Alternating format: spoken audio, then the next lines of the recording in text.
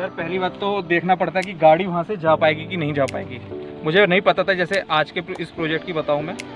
Winter काफ़ी सोच समझ के आपने जवाब दिया, इसका कारण? एक्चुअली सर वो तो एक्सप्रेस वे मैं कहूँगा कि उसको शूट करने में मेरे को सबसे ज़्यादा चैलेंजेस होते हैं। ये वो पीछे की कहानियाँ हैं साथियों, जिससे कि आपको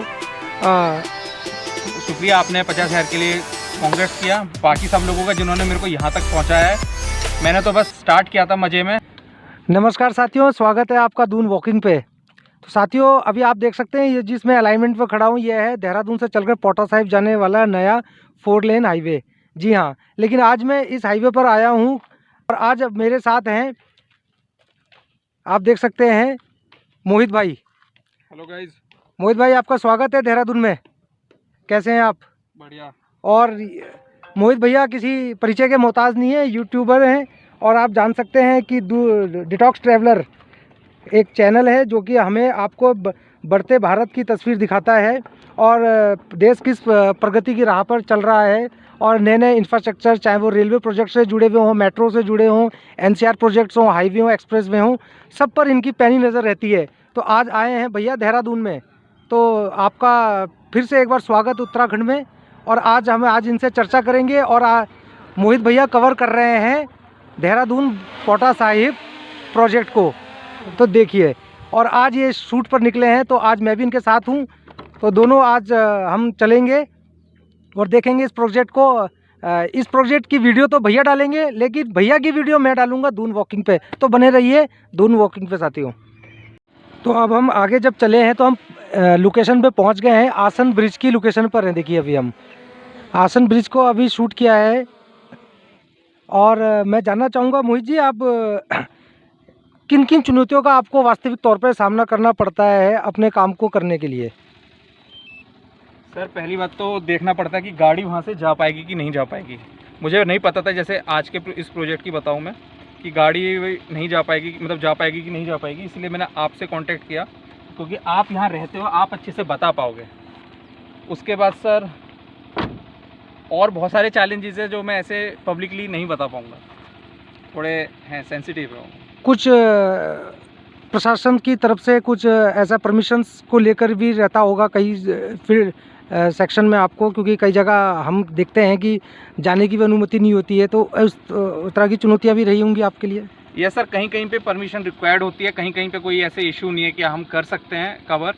बाकी कुछ अपनी भी रिस्पॉन्सिबिलिटी है कि अगर मैं ड्रोन फ्लाई कर रहा हूँ तो मैं हर जगह ड्रोन लेके ना जाऊँ। मेरे को लोकेशन पहले से चेक करनी चाहिए कि वहाँ पे कुछ ऐसी कुछ है तो नहीं, आर्मी का या कोई और कुछ गवर्नमेंट का ऑफिस वगैरह, तो वो थोड़ा सा अपना देखना पड़ता है। लेकिन अगर सही काम कर रहे हैं तो गवर्नमेंट भी सपोर्ट करती है, गवर्नमेंट तक ये चीज़ें पहुँचती हैं। जी। तो देखिए अभी मोहित भाई से हमारी ये बात हुई है चुनौतियों को लेकर, और भी आगे मज़ेदार बातें जारी रहेंगी, तो आप बने रहिए इस वीडियो में। तो हम बात को आगे बढ़ाते हैं मोहित जी के साथ। तो मोहित जी एक चीज़ और बताइए कि अपने को, आपको इस फील्ड में काम करने में आपने कुछ जो पीछे हमने बात करी उसमें आपने वो अलग चुनौतियाँ थी, शूट करना सबसे ज़्यादा किस मौसम में आपके लिए चुनौती भरा रहता है? चुनौती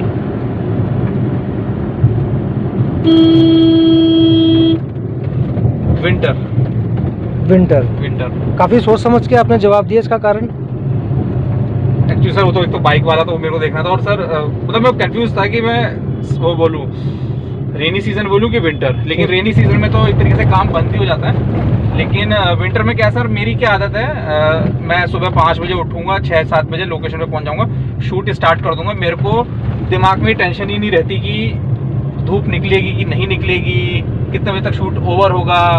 समर में क्या है सर, दिन लंबा होता है, कभी भी निकलो, धूप निकलनी है, दिन के ज़्यादा से ज़्यादा मैं प्रोजेक्ट्स कवर कर सकता हूँ। विंटर में दिन हो जाता है छोटा, विजिबिलिटी इतनी क्लियर रहती नहीं है, ये इशू है बस।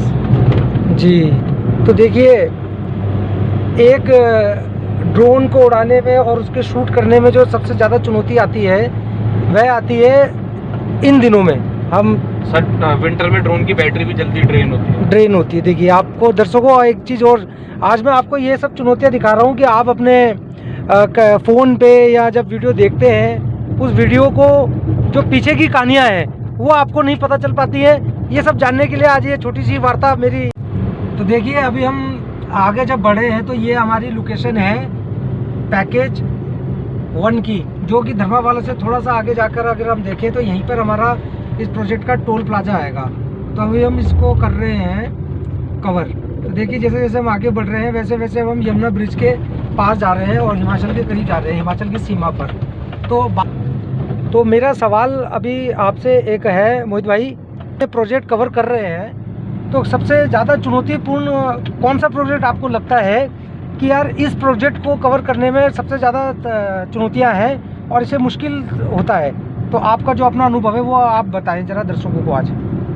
सर ऐसे तो ऑलमोस्ट हर प्रोजेक्ट है, किसी ना किसी प्रोजेक्ट में किसी पॉइंट पे चैलेंज आते हैं, लेकिन मुझे ऐसा लगता है कि गंगा एक्सप्रेस में मैं ही सबसे ज़्यादा उसे कवर करता हूँ।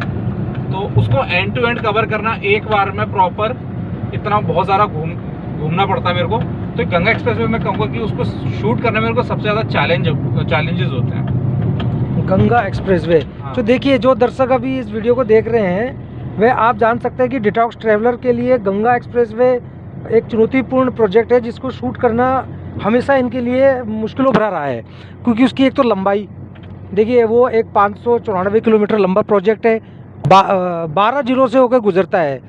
तो देखिए मेरी जानकारी शायद दुरुस्त नहीं थी, भैया इसको कवर करते तो इनको ज़्यादा बेहतर पता था। 12 ज़िलों को कवर करना और हर ज़िले की मुझे लगता है क्षेत्रफल भी ठीक ठाक ही है। Yes sir. तो एक काफ़ी रहा है। और अगर मैं ये बात करूँ कि सबसे आसान प्रोजेक्ट कौन सा है, क्योंकि अब दर्शक अगर देख रहे हैं आपको तो ये पता होना चाहिए। सर आसान बताऊं तो आनंद विहार फ्लाईओवर जो बन रहा है, क्योंकि घर के मेरा बहुत पास है, लेकिन मैं मजाक कर रहा हूँ। लेकिन मैं वैसे कहूँ नए वाले ड्रोन को लेने के बाद दिल्ली मेरठ एक्सप्रेसवे का पैकेज 5, क्योंकि वो 14 किलोमीटर का सिर्फ पैकेज है और मेरा ड्रोन 3.5-4 किलोमीटर चला जाता है, तो उसको मैं 2-3 लोकेशन पे जाके अच्छे से कवर कर लेता हूँ। तो एक वो प्रोजेक्ट है कि इजीली अच्छे से हो जाता है। जी जी जी। तो देखिए साथियों, ये मेरी वार्ता अभी चल रही है भैया के साथ और हम लगातार कोशिश कर रहे हैं इस फील्ड से जुड़ी चुनौतियां जो कि डिटॉक्स ट्रैवलर के आगे आती हैं, चाहे वो मौसम से लेकर हो, प्रशासनिक अनुमति से लेकर हो या प्रोजेक्ट से लेकर रहें। तो ये सारी चीज़ें मैं आपको बता रहा हूँ क्योंकि ये बिहाइंड द सीन है, ये वो स्टोरीज हैं जो आप तक नहीं पहुँच पाती है। सर एक प्रोजेक्ट और था, पहले वो रेडी हो गया है, UER का सोनीपत इस पर। जिन लोगों ने उसकी वीडियोस देखी होंगी उन सबको पता होगा कि वो एक कैनाल के साइड से निकल के जा रहा है और ग्रीनफील्ड अलाइनमेंट है वो। तो जब मैं उसको कवर करता था तो वहाँ पे 2 कैनाल है, कैनाल के बीच में जो रोड है मैं उस पर ड्राइव करता था और लेफ्ट साइड में जो कैनाल है उसके बगल में बन रहा था सोनीपत इस पर, और कैनाल के साइड में ऊंचे ऊंचे पेड़ थे, जैसे सर आप यहाँ पे दिखाओगे इतने ऊंचे ऊंचे वहाँ पर पेड़ थे। तो मेरे को ड्रोन कैनाल क्रॉस करना पड़ता था, पेड़ों के ऊपर से ले जाना पड़ता था और फिर मैं उसको शूट करता था। और उस टाइम पे मेरे पास पुराना ड्रोन था मिनी 2, वो हार्डली 500-600 मीटर ही जा पाता था। तो एक टाइम पे सोनीपत इस पर को कवर करने में भी काफ़ी चैलेंजेस मेरे को फेस करने पड़ते थे, लेकिन अब तो वो रेडी हो गया है। देखिए जब लगातार जब बातें हमारी आगे चल रही है वार्ता में, तो हमें देखिए भैया ने अपना एक और अनुभव बताया है कि वह सोनीपत इस पर को लेकर, अब क्योंकि देखिए हर जगह एक भौगोलिक स्थितियाँ नहीं हो सकती, सब जगह की भौगोलिक स्थितियाँ होती है। कई बार शहरी क्षेत्रों में भी शूट करना इतना मुश्किल हो जाता है और कई बार ग्रामीण क्षेत्रों में ज़्यादा आसान हो जाता है। लेकिन कई सिचुएशंस ऐसी होती हैं रिवर्स हो जाती हैं। तो मैं अगर उत्तराखंड के संदर्भ में आपसे बात करूं, क्योंकि हम आज उत्तराखंड में हैं और यहाँ पर इस प्रोजेक्ट को कवर भी कर रहे हैं, तो इसमें आप उत्तराखंड के संदर्भ में आपका क्या कहना है कि कौन सा प्रोजेक्ट आपको ज़्यादा लगता है कि यार ये प्रोजेक्ट ठीक है, ज़रूरत भी है और इसे चुनौतीपूर्ण मानते हैं आप? मतलब शूट करना मेरे को? हाँ, बाद हरिद्वार कवर कर रहे हैं और ये वाला क्योंकि इतने मतलब जब से मैंने एक तरीके से इंफ्रा प्रोजेक्ट्स कवर करने स्टार्ट किए थे तब से मैं इस प्रोजेक्ट की मेरे पास डिमांड आ रही है, लेकिन मैं पहली बार इसको कवर कर रहा हूँ। मतलब रिकॉर्ड मतलब शूट तो मैं दूसरी बार कर रहा हूँ, लेकिन पहली बार इसकी वीडियो जाएगी मेरे चैनल पे। तो मैं इसको बोलूँगा कि ये मेरे लिए चैलेंजिंग है, लोकेशन को समझना, कहाँ से प्रोजेक्ट निकल रहा है, क्योंकि ये इतना इसकी इंटरनेट पे डिमांड भी नहीं है कि आप घर बैठे इसको पता कर सको। जो यहाँ पे लोकल बंदा है उसी को अच्छे से इसको पता रहता है कि जैसे आप हो। इसीलिए मैं आज आपको साथ में लेके आया हूँ, क्योंकि आपको एक्चुअल में पता है कि कहाँ से निकल रहा है, कहाँ से जा सकते हैं। तो आपकी हेल्प से ये अच्छे से हो पा रहा है जी। बाकी सर मैंने हरिद्वार मतलब उत्तराखंड में ज़्यादा प्रोजेक्ट्स कवर नहीं किए, लेकिन जितने भी किए वो इजीली आराम से हो जाते, लेकिन ये थोड़ा सा मेरे को लगता है कि अगर मैं अकेले करता तो मेरे लिए चैलेंजिंग होता, लेकिन आपकी हेल्प से चैलेंजिंग नहीं हो रहा है। ठीक, तो चलिए इस बात को आगे चलते रहते हैं और देखते हैं। हम यमुना ब्रिज भी पहुंचने वाले हैं और वहां की अपडेट शूट करेंगे, क्योंकि अब शाम हो रही है और शायद सनशाइन थोड़ा जल्दी हो जाता है, अब सर्दियों का समय है, तो हम समय से पहुंचकर पहले उस ब्रिज की लोकेशन पर पहुंचने की कोशिश करते हैं और फिर आगे की बात जारी रखेंगे। तो देखिए अभी हमारा शूट जारी है इधर ड्रोन के माध्यम से, और अभी हमारी लोकेशन जो है यमुना ब्रिज की है। हम जिस जगह पर अभी हैं ये यमुना ब्रिज है, आप देख सकते हैं सामने। अगर मैं आपको थोड़ा सा जूम करके दिखाऊं मेरे दर्शकों को, ये देखिए ये यहाँ पर इस पर किस तरीके से मैंने अपना एक वीडियो पहले दिया था, आप देख सकते हैं। और बाकी विस्तृत वीडियो देखने के लिए आप डिटॉक्स ट्रैवलर पे जाइए, वहाँ पर आपको ये पूरी अपडेट मिल जाएगी। और देखिए किस तरीके से ये वो पीछे की कहानियाँ हैं साथियों, जिससे कि आपको जो वीडियोस देखने को मिलते हैं, प्रोजेक्ट्स की अपडेट्स मिलती हैं, उनके पीछे की ये स्टोरी है कि किस तरीके से साइट पे पहुंचना पड़ता है, किस तरीके से शूट किया जाता है, क्या चुनौतियां होती हैं। अब देखिए अगर हम यहीं की एक चुनौती देखें तो देखिए ये एक तमाम, क्योंकि उत्तराखंड अपनी जंगल और पहाड़ों की वजह से जाना जाता है। अगर हम इधर कैमरा घुमाएं तो आप देखेंगे कि सूरज तो है, बट लेकिन ये पहाड़ और ये जंगलों की शेडों की वजह से यहाँ पर आप देख सकते हैं कि रोशनी कम है। और अब रोशनी कम हो गई है तो ऐसी कई सारी लोकेशंस आएंगी शूटिंग के टाइम पर वीडियो शूट करते हुए कि जहाँ पर सनसाइड चाहे भले ही लेट हो रहा हो, लेकिन आप 4 बजे भी शूट नहीं कर पाएंगे, और लोकेशन पे पहुँच भी गए और शूट नहीं हो पाया। तो ऐसी कई चुनौतियाँ आती हुई हैं अपने इस फील्ड में। मुझे तो नहीं आती हैं क्योंकि मैं तो ग्राउंड जीरो पे काम करता हूँ और बार बार ये कहता भी रहता हूँ अपने दर्शकों को, लेकिन जो हमारे मोहित भाई हैं, और क्योंकि ये ड्रोन के माध्यम से कवर करते हैं, बारीकी से चीज़ों को दिखाते हैं, जिससे कि आपको एक एग्जैक्ट प्रोजेक्ट के बारे में पता चल जाता है कि प्रोजेक्ट का विस्तृत तौर पर क्या काम है, कितना प्रोजेक्ट चल गया है, मोटा मोटा आपको पूरा पता चलता है। तो ये सब चुनौती भरे काम है। और देखिए ये साथी जो है ना, ये अकेले नहीं चलते हैं साइड पे, साथ में चलती है इनका ये शेर है इनका, इनकी वैगनार।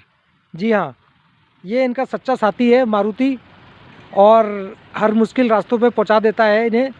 मैं तो इनको बल्कि 1 और 1 11 बोलता हूँ कई बार, क्योंकि एक तो ये खुद ही है और दूसरा इनका साथी ही है जो ये वैगनार है। ये मैं इनको हमेशा देखता हूँ, कितने भी पथरीले रास्ते हों, पहाड़ हो, कैसा भी मार्ग हो, हर जगह आप इस गाड़ी पे भैया को देखेंगे। देखिए लगातार अपने काम में बिल्कुल किसी तरीके की कोई कोताही नहीं, कुछ नहीं। और जब ये काम करते हैं तो शायद हम भी इन्हें डिस्टर्ब नहीं करते हैं, क्योंकि शूट के समय पे ड्रोन अब आगे भेजा गया है, वो आपको फुटेज शूट करके ला के देगा, तो उसमें बहुत ज़्यादा उसको निगरानी में रखना पड़ता है। तो जैसे ही ये शूट ख़त्म होता है फिर हम आगे की वार्ता आप जारी रखेंगे भैया के साथ। तो देखिए अब हम इस वीडियो को यहाँ कर रहे हैं एंड, क्योंकि हमारा आज का ये पूरा प्रोजेक्ट लगभग कवर ही हो चुका है। और ये हमारे मोहित भैया अब कुछ राहत महसूस कर रहे होंगे, क्योंकि काफ़ी लंबे समय से इनका कहना था कि देहरादून पोटा साहिब प्रोजेक्ट को कवर करने के लिए सोच रहे थे, लेकिन काफ़ी चुनौती भरी रही है इनका ये प्रोजेक्ट कवर करना। अब मैं अंत में भैया आपसे एक ही कहना चाहूँगा कि आपके जो दर्शक हैं, पहले तो आपको बहुत बहुत बधाई, आपके 50,000 सब्सक्राइबर कंप्लीट हुए। आप अपने दर्शकों के लिए एक मैसेज दे दीजिए इस वीडियो के एंड के माध्यम से। सर आपका आज के लिए शुक्रिया, आपने मेरी हेल्प करी इस प्रोजेक्ट को कवर करवाने में, और आप शुक्रिया आपने 50,000 के लिए कांग्रेस किया। बाकी सब लोगों का जिन्होंने मेरे को यहाँ तक पहुँचाया है। मैंने तो बस स्टार्ट किया था मज़े में, लोगों का सपोर्ट मेरे को मिलता रहा, मैं यहाँ तक पहुँच गया हूँ, 50,000 तक मैं पहुँच गया हूँ। अभी ये जर्नी काफ़ी लंबी है, काफ़ी आगे तक जाना है। बस आप मेरे को कमेंट में बताते रहिए कि ये प्रोजेक्ट करो भैया, ये इस प्रोजेक्ट की अपडेट दीजिए, कभी लेट कभी थोड़ा टाइम पर मैं आपको अपडेट देता रहूँगा। विंटर में थोड़ा वीडियोस वगैरह कम आ सकती है, क्योंकि जैसा मैंने अभी हमने वीडियो में पहले बात करी है कि चैलेंजेस होते हैं विंटर में शूट करने में, तो विंटर में थोड़ा सा दोनों मैनेज करके चलेंगे हम। तो बस यही मैसेज है, आप सबका बहुत शुक्रिया, यहाँ तक मेरे को आपने पहुँचाया। अभी चैनल पे बहुत वीडियोज़ आने वाली है, स्पेशल वीडियोज़ भी आएंगे, आप उनका वेट कीजिए। तो बस यही है, लास्ट में सर को वापस से थैंक यू बोलूँगा कि सर ने अच्छे से मेरी आज फाइनली अच्छा लग रहा है। सच में मेरे को शूट शायद मैं 2 साल से वेट कर रहा था कि ये प्रोजेक्ट मैं कब कवर करूँगा। फाइनली आज मैंने ये प्रोजेक्ट कवर कर दिया है। जल्दी वीडियो आएगी इसकी, 1 हफ्ते के अंदर ये वीडियो मेरे चैनल पर आ जाएगी। तो देखिए मोहित भैया ने आप समस्त दर्शकों के लिए अपनी तरफ से एक शुभकामना संदेश और थैंक्स बोला है। तो दून वॉकिंग की तरफ से टीम डिटॉक्स ट्रैवलर को भी बहुत बहुत धन्यवाद हमें समय देने के लिए और वीडियो को अंत तक देखने के लिए। सभी समस्त दर्शकों का बहुत बहुत आभार, धन्यवाद। बाय बाय, मिलते हैं उत्तराखंड की सनसिन वादियों से। जय भारत, जय उत्तराखंड।